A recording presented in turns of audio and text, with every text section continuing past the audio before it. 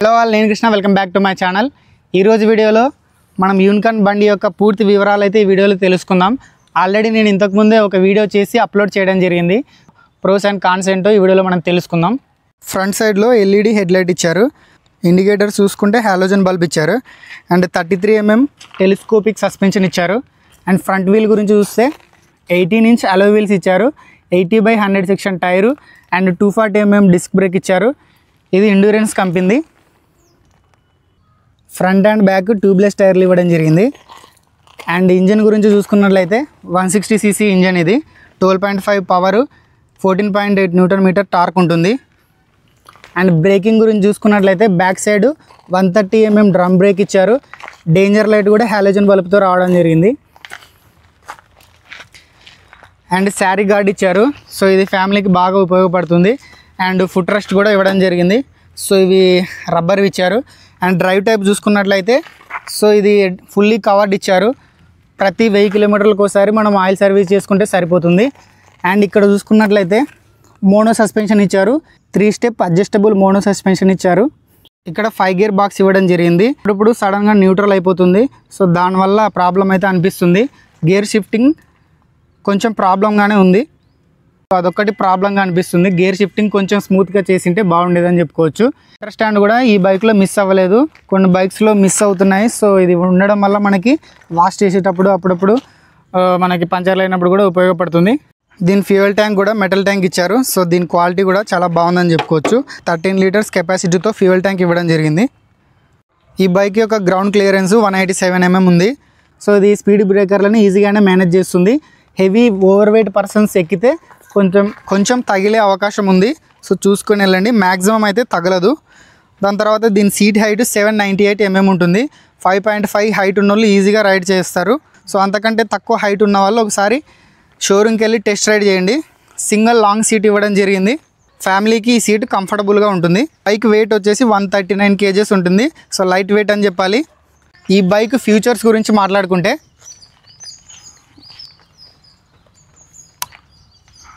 ఈ బైక్లో fully digital console ఇవ్వడం జరిగింది. సో ఈ కన్సోల్ని హోండా SP160 నుంచి తీసుకోవడం జరిగింది.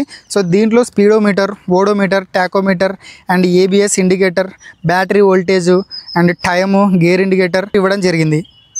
మనకి లెఫ్ట్ సైడ్లో Type-C ఛార్జింగ్ సాకెట్ ఇచ్చారు. సో ఇది మనకి చాలా యూజ్ అవుతుంది. మనం బైక్ పైన లాంగ్ రైడ్లకు వెళ్ళినప్పుడు ఛార్జర్ లేని సమయంలో చాలా యూజ్ అవుతుంది అనమాట. సో దీనికి వైర్ కనెక్ట్ చేసుకొని ఫోన్కి పెట్టేసుకోవడమే. ఇంట్లో ఉన్న స్విచెస్ గురించి మాట్లాడుకున్నట్లయితే రైట్ సైడ్లో ఇంజన్ కిల్ స్విచ్ ఇచ్చారు. అండ్ డౌన్లో సెల్ స్విచ్ ఇచ్చారు. అండ్ లెఫ్ట్ సైడ్ చూసుకున్నట్లయితే ఇక్కడ ఇది వచ్చేసి ఇండికేటర్ స్విచ్, కింద horn switch. So back side వచ్చేసి పాసింగ్ స్విచ్ ఉంటుంది. ఇగ్నిషన్లో ఏ లాక్ పడితే ఆ లాక్ యూజ్ చేయకూడదు. సో బండికి వచ్చిన లాక్స్ మాత్రమే యూజ్ చేయాలి. ఎందుకంటే వేరే లాక్స్ మనము యూజ్ చేసినట్లయితే సో లోపల ఉండే సెన్సర్లు దెబ్బతినే అవకాశం ఉంటుంది. సో కాబట్టి దీని లాక్స్ మాత్రమే వాడండి. సో ఈ బైక్ టాప్ స్పీడ్ 110 దాకా వెళ్ళగలుగుతుంది. దీని మైలేజ్ వచ్చేసి 55 kilometers దాకా వెళ్తుంది. సో మీరు వాడే విధానాన్ని బట్టి 55 to 58 దాకా కూడా రావడం జరుగుతుంది. అండ్ అలాగే దీంట్లో కలర్స్ వచ్చేసి బ్లాక్ ఉంటుంది, బ్లూ ఉంటుంది, రెడ్ ఉంటుంది, గ్రే కలర్ కూడా అవైలబుల్ ఉంటుంది. మీకు నచ్చిన కలర్ని మీరు తీసుకోండి. అండ్ అలాగే దీన్ని తీసుకోవాలంటే 40,000 డౌన్ పేమెంట్ చేయాల్సి ఉంటుంది. సో దీంట్లో సస్పెన్షన్ అది కూడా చాలా బాగుంటుంది.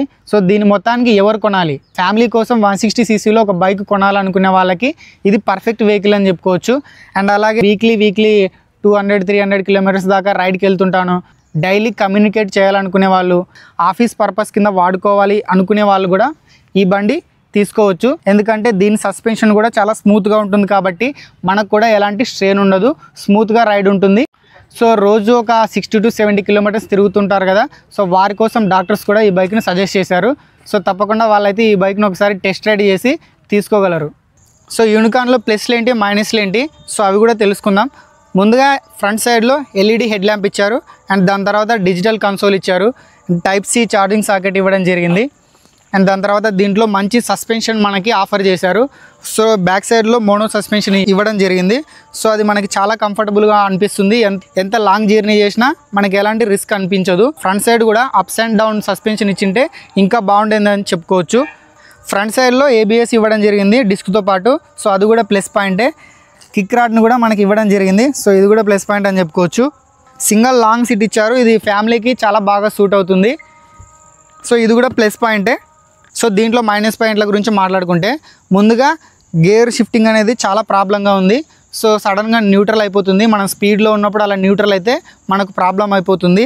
అండ్ అలాగే సెకండ్ మైనస్ గురించి చూసుకున్నట్లయితే సో ఇవి ఇంకా బల్బ్తోనే రావడం జరుగుతుంది. 2025 మోడల్లో కూడా బల్బ్ ఇండికేటర్స్తోనే వచ్చింది. సో ఇవి మైనస్ అనిపించాయి. And back side 130 mm drum break ఇచ్చారు. సో వాటిని కూడా డిస్క్తో పాటు ABS ఇచ్చింటే బ్రేకింగ్ సిస్టమ్ ఇంకా బాగుండేదని చెప్పుకోవచ్చు. సో అది కూడా మైనస్ అనిపించింది. అండ్ అలాగే మనకి హెవీ పర్సన్స్ ఎప్పుడైనా బైక్ పైన ఎక్కినప్పుడు కింద తగులుతుంది అనమాట స్పీడ్ బ్రేకర్లకి. కొంచెం హైట్ పెంచింటే బాగుండేది అనిపించింది గ్రౌండ్ క్లియరెన్స్ని. సో గ్రౌండ్ క్లియరెన్స్ కూడా కొంచెం అన్సాటిస్ఫైడ్ నేనైతే.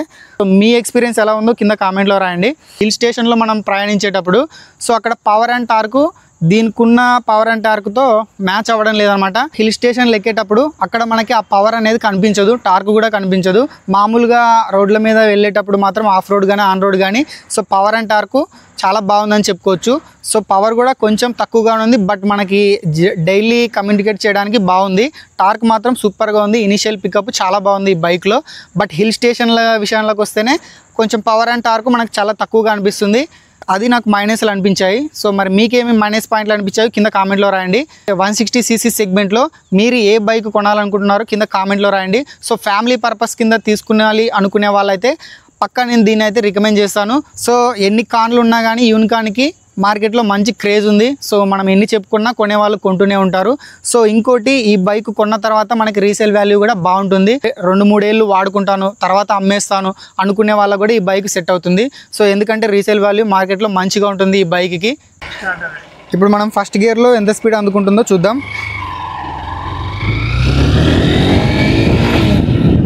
ఫస్ట్ గేర్లో 30 దాకా వెళ్ళింది.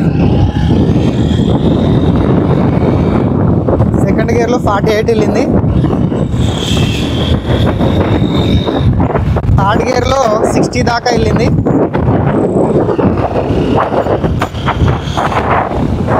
ఇంతకు మించి స్పీడ్ వెళ్ళలేకపోతున్నాను ఎందుకంటే ఇది పబ్లిక్ తిరిగే రోడ్ కాబట్టి. ఈజీగా దీని టాప్ స్పీడ్ వచ్చేసి 110-120 దాకా వెళ్ళగలుగుతుంది. సో ఇక్కడ నాకు కుదరడం లేదు ఆ స్పీడ్ మొత్తం అందుకోవాలంటే. సో దీంట్లో రైడ్ ఎక్స్పీరియన్స్ మాత్రం చాలా బాగుంది ఎందుకంటే మోనో సస్పెన్షన్ ఇచ్చారు. So front side telescope suspension ఇచ్చారు. సో స్మూత్గా ఉంది ట్రాన్స్మిషన్ అది కూడా. సో ఒక గేర్ షిఫ్టింగ్లా మాత్రమే కొంచెం ప్రాబ్లం అనిపిస్తుంది. ముఖ్యంగా చెప్పాల్సినది ఏంటంటే ఈ నైట్ రైడ్లో లైట్ విజిబిలిటీ అంత పర్ఫెక్ట్గా లేదని చెప్పాలి. ఎందుకంటే ఎదురుగా మనకి ఏదైనా వెహికల్ వస్తే సో మన లైట్ అనేది అసలు విజిబిలిటీ ఉండట్లేదు. అది చాలా ప్రాబ్లంగా అనిపిస్తుంది. సో మీరు కూడా ఎక్స్పీరియన్స్ చేసే ఉంటారు. ఖచ్చితంగా కింద కామెంట్లో రాయండి యూనికాన్ బైక్ ఉన్నవాళ్ళు. అండ్ ఫ్యామిలీ కోసం ఒక బైక్ చూసే వాళ్ళ కోసం ఈ బైక్ని నేను సజెస్ట్ చేస్తాను. ఫ్యామిలీకి చాలా బాగుంటుంది. కళ్ళు మూసుకొని మీరు ఈ బైక్ని తీసుకోవచ్చు. సో హెల్మెట్ని అయితే కంపల్సరీ వాడండి. హెయిర్ రాలిపోతుందని కొంతమంది హెల్మెట్ని అయితే అవాయిడ్ చేస్తుంటారు. సో వారి కోసం చెప్తున్నాను, కర్చీఫ్ కట్టుకోండి. ఫస్ట్ హెడ్కి కర్చీఫ్ కట్టుకున్న తర్వాత హెల్మెట్ పెట్టుకోండి. సో అలా చేయడం వల్ల మన హెయిర్కి కూడా ఎలాంటి ప్రాబ్లం ఉండదు. మీరు కూడా సేఫ్గా ఉంటారు. ఎందుకంటే మిమ్మల్ని నమ్ముకున్న వాళ్ళు చాలామంది ఉంటారు, మీ ఫ్యామిలీ వాళ్ళు. సో వాళ్ళ కోసమైనా కంపల్సరీ హెల్మెట్ని అయితే వాడండి. సో చివరిగా నాదో సజెషన్. సో ఇప్పుడు వింటర్ కాబట్టి ఎర్లీ మార్నింగ్ పొగమంచుతో రోడ్లన్నీ మూసుకుపోయి ఉంటాయి.